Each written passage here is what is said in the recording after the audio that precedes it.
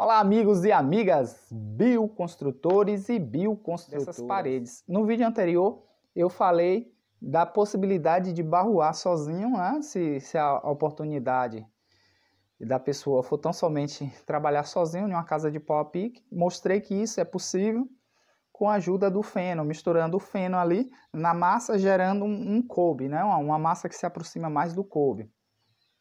E por trabalhar sozinho, eu falei que eu estava seguindo a regra daquela curvatura, né? Uma côncava.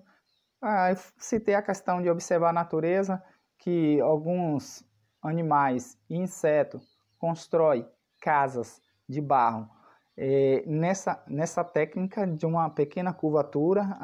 Citei o exemplo do João de Barro, do maribundo. A própria aranha, quando ela está construindo sua teia, ela traça algumas retas e depois ela vai fazendo a curvatória, né? Então, assim, uma casa de taipa, de pau a pique, é possível sim fazer sozinho com a ajuda do feno, né? Ontem iniciei um mutirão aqui com o companheiro de minha mãe, o irmão dele, meu tio e eu. Então, totalizando 4 mãos de obras, né, para barroar aqui. Deu uma adiantada boa. Estou aqui falando aqui, esse plano de fundo aqui é a parede que eu fiz sozinho anteriormente. E, enfim, é uma satisfação participar de um mutirão, naquele processo de amassar o barro. Eu já tinha visto isso em outros vídeos, né, em vídeos que tem aí na internet. É muito prazeroso. Trabalhei até então sozinho e ontem fui trabalhar em grupo. E aí vem os casos e causos, histórias e histórias. E aí vem, né? Eu vi algumas histórias do meu tio na época que meu avô construía de pau a pique na cidade de Pau Brasil, cidade aqui no sul da Bahia. E aí veio Antônio também trazendo as histórias do tempo da década de 70, quando era bem comum casa de pau a pique aqui na região. Então o fato de trabalhar em mutirão tem esse lado prazeroso também, né? Sem contar que você está recebendo uma ajuda e que a mão de obra é uma mão de obra gratuita, né? Não está sendo pago. O meu investimento aqui foi fornecer alimentação, frutas, sucos e o almoço. E adiantar aqui o que se eu fosse fazer sozinho, eu gastaria em média 3 dias e meio e iria demandar um esforço físico gigante, né? Porque construir uma casa sozinho é um esforço tamanho, é possível, humanamente falando, sim, mas exige um esforço muito grande para se alcançar esse objetivo. Então o mutirão ele é bem proveitoso nesse sentido, né? Adianta bastante. O fato de trabalhar em mutirão também, além de ser prazeroso, esse momento de socializar informação, socializar vivências, é enriquecedor também, além de prazeroso, é enriquecedor. A questão da agilidade, né? E, enfim, você vê que é possível se trabalhar reduzindo o custo, né? Alcançar o objetivo de uma casa, reduzindo custos justamente com a mão de obra. Quando se fala em bioconstrução, a gente fala muito em duas vertentes. A principal vertente é, de certa forma, respeitar a natureza, e a segunda vertente é vir para o lado econômico. Por isso que fala ecológico, é o que é econômico e o que é lógico, né? A lógica é respeitar a natureza. Isso eu posso elencar aqui como as duas principais vertentes no mundo da bioconstrução. E quando a gente fala em ecologia, em econômica, a gente é preciso investir tempo, não só esforço físico.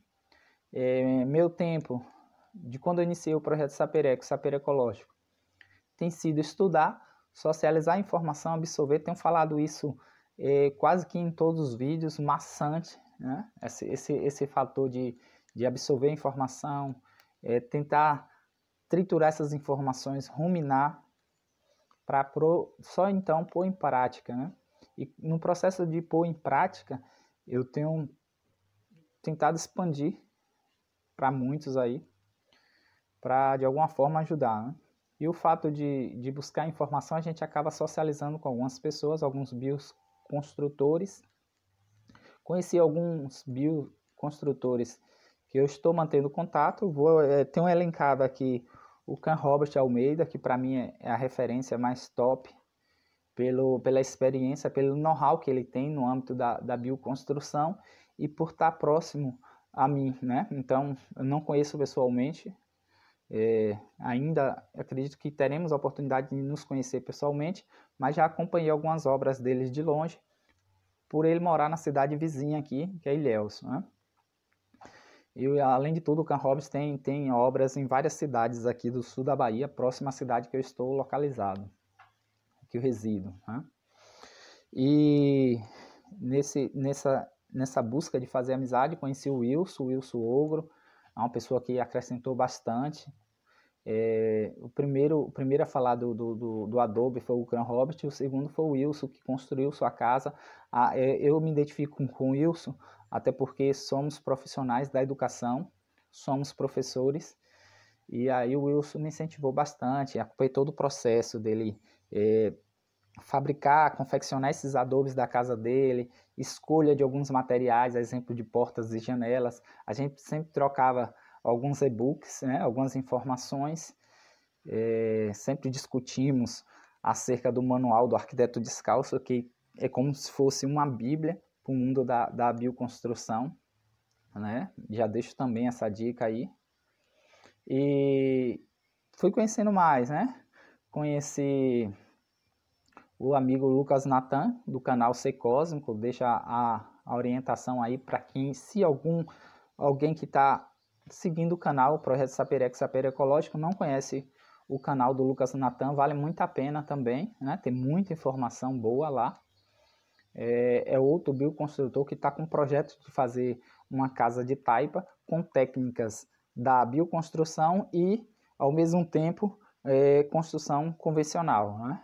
Ele optou até pela questão da segurança. Conheci também o Fábio Anselmo, aqui da Bahia. O Fábio, ele falou para mim que em um dado momento ele precisou manter um contato com o irmão e descobriu que o irmão estava em uma ecovila, né?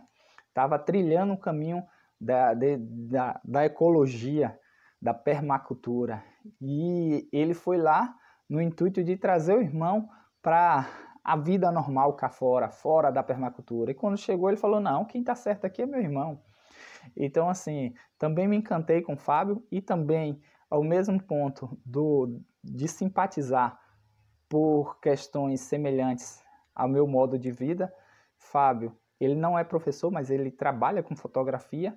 E um tempo atrás, na minha juventude, para custear os meus estudos na época da faculdade, eu trabalhei com fotografia. Então, assim, foi empatia à primeira vista, né?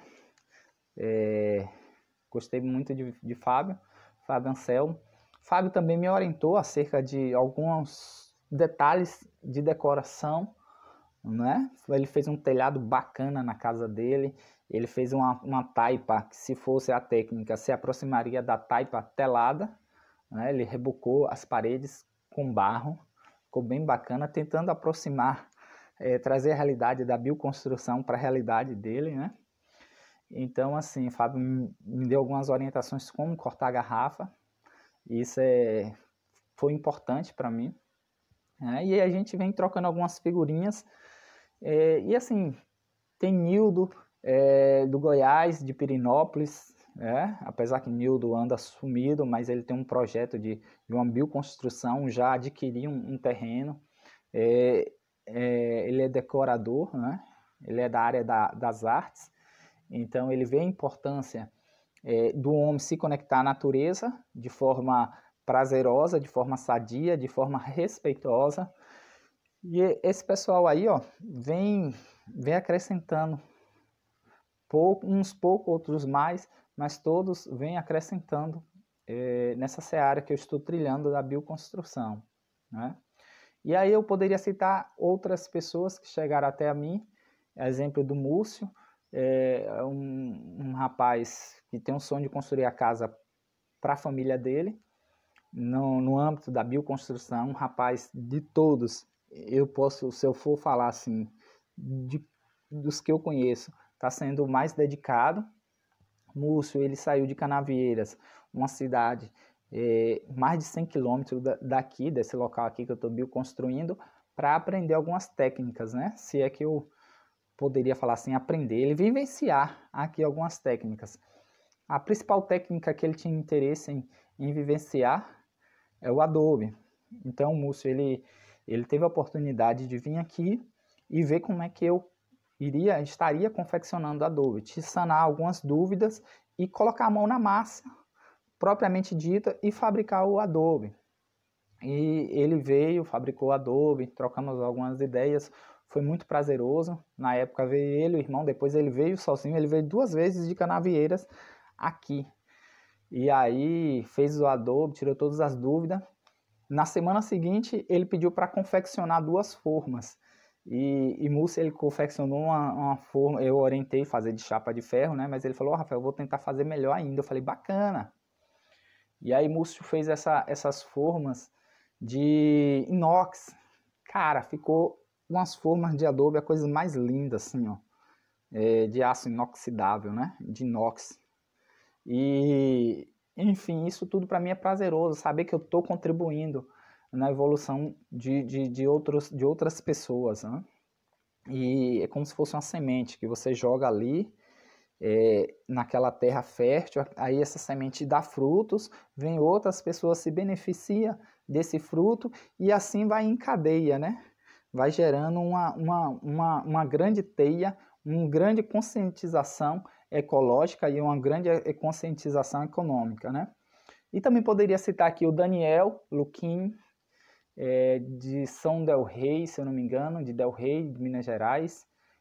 Tem um sonho também de fazer a casa de taipa para abrigar a família dele. A esposa dele estava gestante na época, e entrou em contato algumas vezes, me pediu algumas informações, estava ao meu alcance, socializei. E é isso, conhecendo alguns canais. Um canal que acrescentou bastante para mim foi o canal do Chico Abelha. O Chico, ele é uma pessoa que tenta trazer, resgatar essa questão histórica, essas tradições de vida no campo, vida na roça, vida no sítio. E o Chico, ele tem vários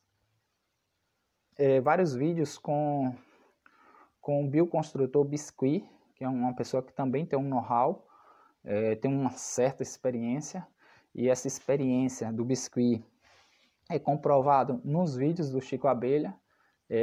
Antes de iniciar aqui o projeto, foi um dos canais que eu encontrei na internet, que eu falei, esse aqui eu tenho que me inscrever já, esse aqui eu tenho que tentar assistir o máximo de vídeo possível.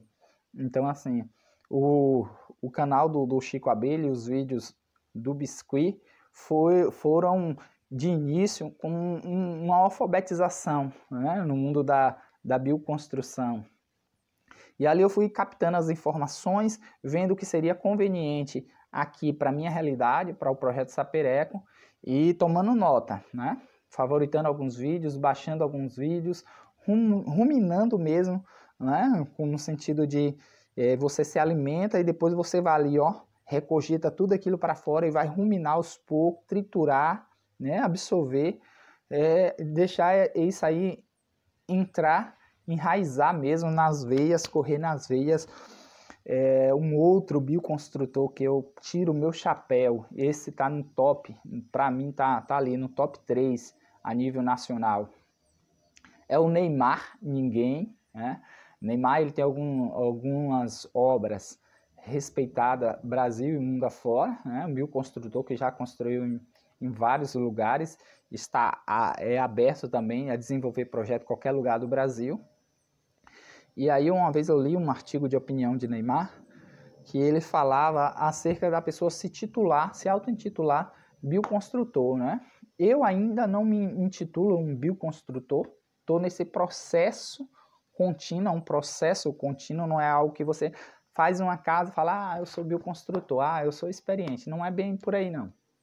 Então o Neymar ele traz nesse artigo de opinião que, para ele, no ponto de vista dele, que eu acabei concordando, para a pessoa se titular bioconstrutor, ele tem que ter pelo menos 3 bioconstruções que ele participou, né? Ou acompanhou. Né? É como você fazer uma faculdade de engenharia e se intitular engenheiro, mas você não tem obra nenhuma. Você é engenheiro do canudo, mas você não tem obra. Eu lembro quando eu estava cursando a faculdade, no terceiro semestre a gente está apto a estagiar e a trabalhar. Uma das professoras falava, vocês já são professores. Só que ela tentava incutir isso na minha mente e eu pensava assim, no meu senso crítico.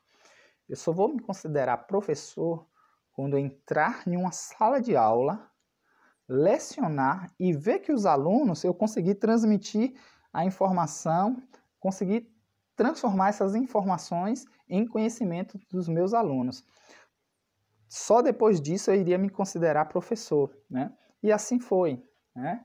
No ano de 2005, eu tive a oportunidade de entrar em sala de aula e começar a lecionar ali e viver aquele momento ali de magistério e se tornar de fato professor. Porque enquanto eu estava na faculdade, eu era só um estudante, né, do magistério, mas eu vim ser professor depois que eu pus a mão na massa. Você é engenheiro, você está estudando para engenharia. Você vai ser engenheiro quando você acompanhar algumas obras, quando você desenvolver alguns projetos. Não adianta você só estagiar, adianta você estar na prática. Então você vai ser bioconstrutor, você não pode se considerar bioconstrutor porque você assiste um vídeo ou um dia participou de um mutirão, ou um dia teve uma vivência. Não é bem por aí. Né? Eu acho que as pessoas têm que calçar o sapatinho da humildade e saber até qual o seu potencial, qual o seu nível. Aqui no período de desenvolver o projeto Saper Ecológico, teve erros, né? Alguns eu socializei, porque esses erros têm um lado positivo. O lado positivo do erro é você aprender. Né? Bacana é que você tenha tempo de aprender com os erros alheios para não ter que cometer todos esses erros ao longo de desenvolver um projeto. Né? Então, assim, eu ainda estou aqui nesse processo de bioconstruir, não me considero um bioconstrutor de referência, né? Voltando cá mais amplo para o mundo da permacultura, tenho muito a aprender ainda, estou buscando sim informação, né? Estou estudando muito sobre o barro. Hoje eu posso dizer com muita propriedade que o barro ele é algo que ajuda na constituição do ser humano, num aspecto de ser saudável, é algo bastante saudável. A vizinha aqui dessa localidade, o genro dela é médico, ele trilha por essa questão da homeopatia, e ele já deixou bem claro que ele faz alguns tratamentos com barro. No vídeo anterior eu falei um pouco também sobre uma modernidade líquida, que a gente está em uma bestialidade humana, que a gente não tem tempo mais de observar a natureza, de fazer os análises, e também de se auto-observar, de meditar, né? E a gente vive uma incredulidade, né? Essa incredulidade, ela tem que ser derrubada, né? Quando se vai bioconstruir. Quando iniciei o projeto Saper Ecológico, eu pensei em trabalhar com bambu e tinha acertado com um rapaz de colher o bambu, e automaticamente ele falou, olha, vou colher o bambu no escuro. Aí eu pensei, como é que o cara vai colher o bambu no escuro, ou seja, de noite? Por que ele vai colher bambu de noite? Não entendi. Mas eu falei, bom, não é isso não. Isso deve ter algum trocadilho, alguma metáfora. E aí, conversando com ele, eu fui entender que o escuro que ele fala é acerca da lua. Né? É interessante colher o bambu na lua minguante, sem a lua tá de fora. Tem muita gente que não crê nisso, né? Mesmo porque eu estou falando de credulidade. Que a natureza tem algumas regras e essas regras a pessoa pode até não respeitar, mas vai ter uma consequência. Então é interessante sim, aprendi que a questão da lua, estou aprendendo alguns tipos de plantações, é interessante ver a fase da lua, né? Tem gente que fala que não tem nada a ver, você tem direito de não acreditar, assim como quem acredita tem direito de passar essas informações, é uma questão de escolha. Então assim, o barro, tem muita gente que não acredita, mas isso aqui é terapêutico, isso aqui faz bem para a saúde.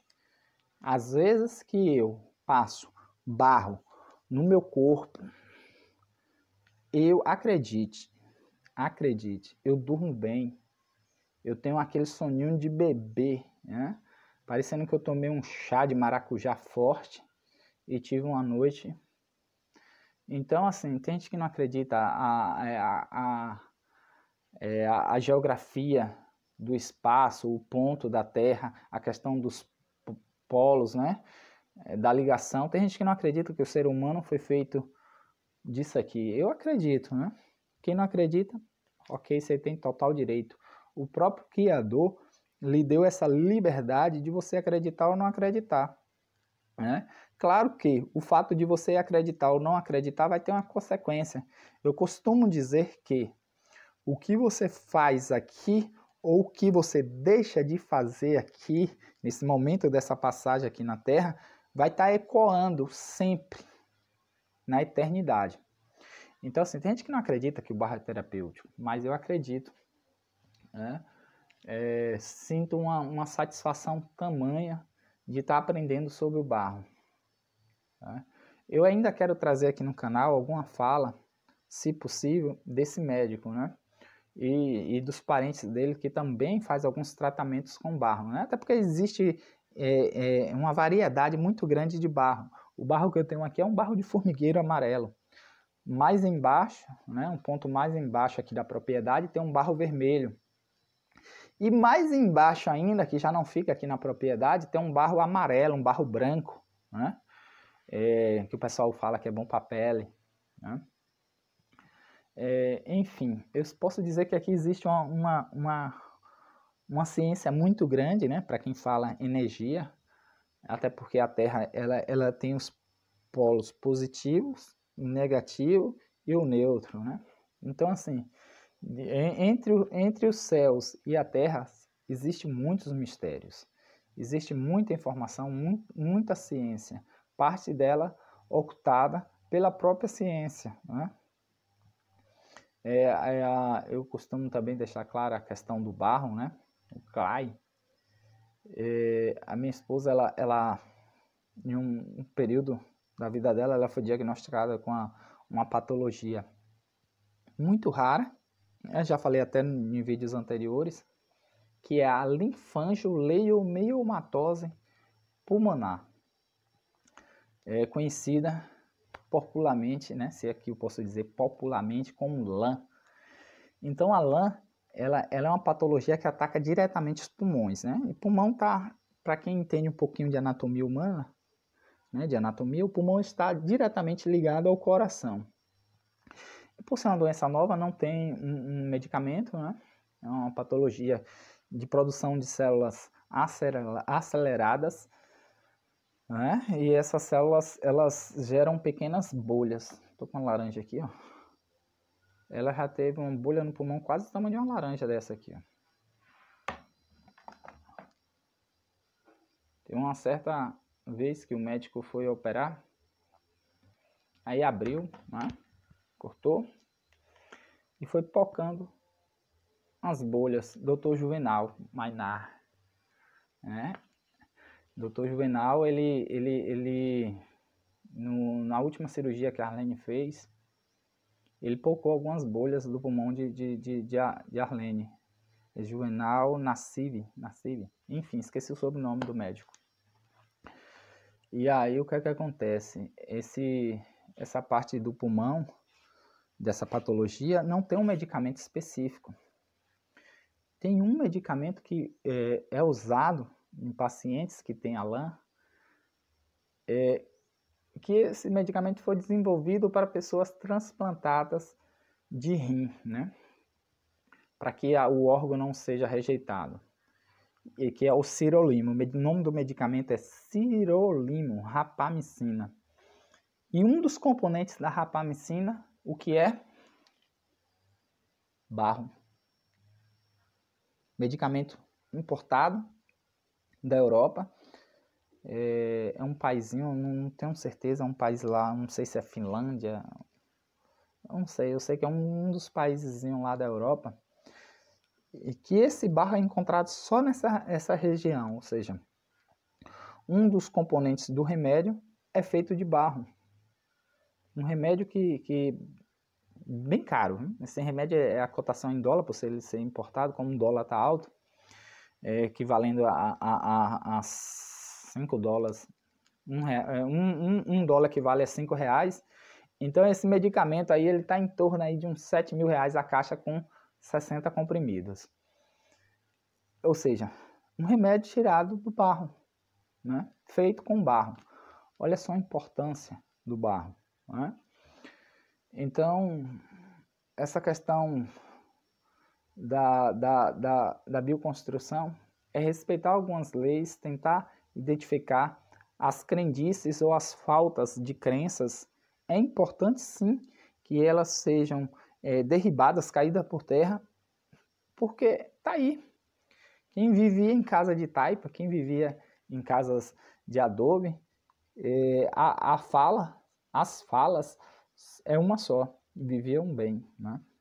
De uma hora para outra, o povo que vivia na roça, a evolução vem e traz as construções convencionais, tintas feitas com produtos tóxicos, né? O uso do cimento, eu não procuro não tocar nessa seara do uso do cimento ser cancerígeno, porque a enorme maioria, a maioria absoluta das casas são feitas de cimento. Mas se nós pudéssemos morar em casa natural, com produtos naturais, como o barro, como a tauba, né, como a madeira, seria bem melhor. Seria bem melhor mesmo para a saúde do ser humano. Até porque, só para finalizar, eu acredito que nós, seres humanos, além de sermos partes dessa natureza, né, fomos projetados para viver na natureza, no natural, não no artificial. Então é isso, pessoal. Tinha mais nomes de bioconstrutores para citar, mas eu vim com esse bate-papo aí, rapidamente. Um dos vídeos maiores, já tem aqui já 28 minutos, né, de falatório meu. Um dos vídeos maiores que o canal está tendo, para falar desse processo aí de bioconstruir. Vou estar deixando aí no link aí também, já finalizando. Caso alguém tenha alguma informação, caso alguém queira compartilhar, socializar alguma informação comigo e com os demais, o meu contato de WhatsApp, né? Eu não garanto responder todo mundo, até porque aqui na roça tem muito trabalho. E eu procuro, depois da pandemia, eu estou procurando ocupar minha mente mais com a natureza, menos com o smartphone, menos com os aparatos tecnológicos, né? Tentando desmamar aos poucos disso. Eu sei que é impossível a pessoa viver 100% zen na natureza, 100% índio, né? Como eu falo, isolado. Mas eu procuro viver menos com o smartphone, né? É um dos projetos de vida que eu estou... Um das metas num projeto de vida que eu estou tendo, principalmente agora, depois da pandemia. Ok? Então é isso. Quem falou aqui foi Rafael, de Itabuna, Bahia. Valeu!